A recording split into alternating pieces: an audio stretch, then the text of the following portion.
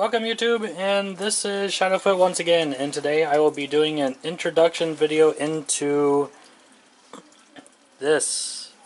This is called PEX.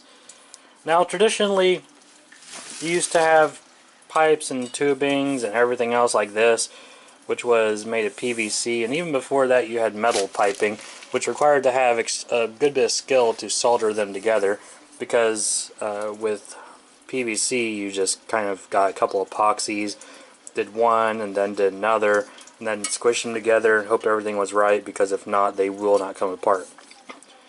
And before that they used like threaded pipes, and they still use threaded pipes a lot. So yeah, so we have a problem with some of the piping at a couple locations, and I wanted to do an introduction into PEX, just to show that the layman can even figure out how to use PEX, and it is super simple. None of that other drama that you're used to. Now, this isn't necessarily a plumbing 101, this is basically just a PEX 101.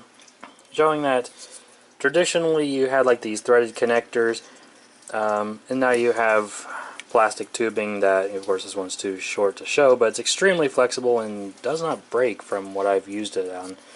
It doesn't freeze easily, it's very malleable, it's high temp, low temp, very durable, and very modular and replaceable. For instance, if I had like a break like at the end of this, I would pretty much have to cut it off and then re-glue it and then get a connector, and I would have something eventually looking as bad as this, which is like, that's like glue everywhere. So someone got the brilliant ideas. Let's take this and let's get a special connector, and let's get them so that way it is simple to clink them together, and ta-da, that's your pipe, that's your fitting, will not leak, it's good to go. And then you can just screw it onto your whatever you have.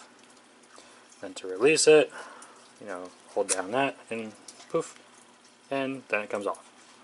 A very simple Lego style type connector. That's really ingenious.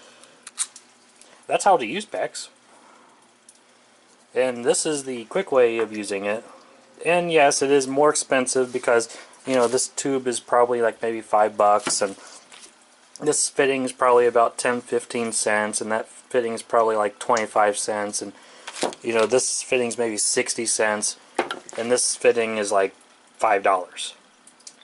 However, if something breaks, I can just get a bunch of this and click and done.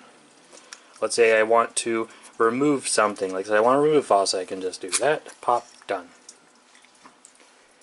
Let's say I want to change something out, it has a different end, I can just click and done. Very simple. And for the purpose of what we have, I am currently at a pretty old house on a project, and this person has some really old pipes, like iron pipes, and some other equally as old pipes. PVC is going out of it, because this stuff, once it gets so old, it is pretty much garbage. And even this one is not that old and it's falling apart, and that's like a Menard sticker. So this one, Menard hasn't been around since for that long, like maybe a couple years or so, and it's falling apart. It's not meant for the heat. So you go the cheap route, things break. You go with the PEX route, which is kind of the most expensive route, but the cheapest route at the same time.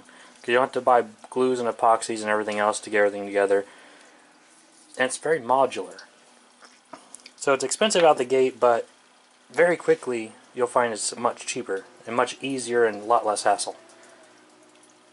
So now let's go to some actual demonstration of how this is going to adapt this PEX system, how it's actually going to be able to adapt into a existing plumbing system with really no issues.